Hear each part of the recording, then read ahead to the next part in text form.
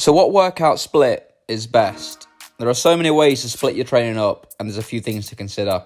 For example, how much time you have available to train, your training experience, previous injuries, the list goes on. But to really simplify this down, it doesn't actually matter all that much how you split your workload up, as long as you do these following things. You do enough weekly volume per muscle group and don't exceed it. You hit each muscle group at a frequency of at least 2 times per week, and you recover between sessions and progressively overload and get stronger over time. Obviously there's a lot of ways of how you can split your training up. So popular workout splits you may have heard of are upper lower splits, full body splits, push-pull leg splits, Arnold splits, bro splits. There's literally so many. But the question is, what split am I doing? So after my photo shoot prep, it was quite obvious to me which areas I needed to bring up, which were my arms and my delts. So I created a split that prioritizes these areas by increasing the frequency of when I train them and increase the amount of volume I did for each muscle group. So my new split now looks like this.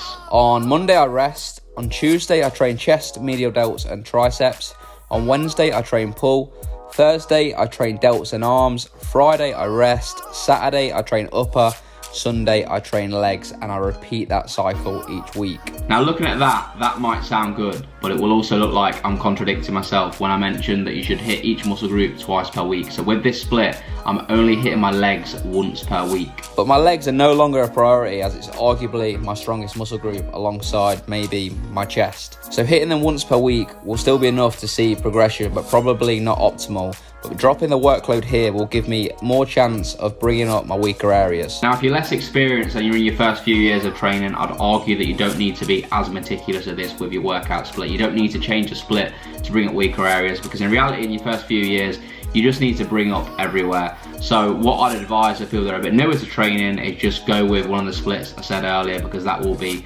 sufficient for you to make some gains. Anyway, that's all I've got to say. Hope you enjoyed the video. Remember to drop it a like if you did. Remember to subscribe as well if you've not already. 1,000 subscribers, we are coming. Let's go. I need to go. See you later.